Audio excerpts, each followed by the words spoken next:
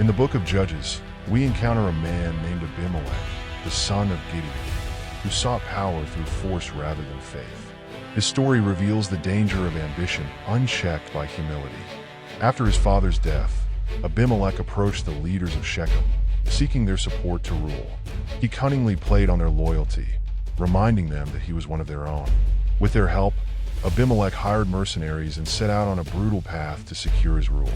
He had all 70 of his brothers, Gideon's other sons, killed, except for one, Jotham, who escaped.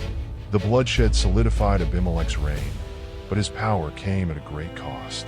Jotham, the sole survivor, stood on Mount Gerizim and cried out a warning, delivering a parable of trees choosing a king, condemning Abimelech's rise to power.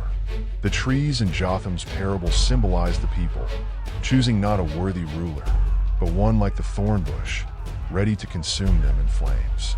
For 3 years, Abimelech ruled with fear, but the seeds of treachery were sown in his own heart and among the people. God sent a spirit of ill between him and the people of Shechem. Soon, rebellion stirred. The very city that had crowned him king rose against him. In a furious attempt to regain control, Abimelech attacked the rebels.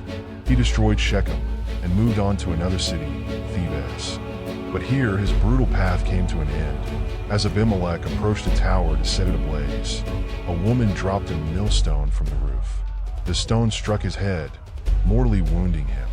In his pride, Abimelech ordered his servant to kill him, so that no one could say a woman had taken his life. And so, Abimelech perished, his ambition leading to his downfall.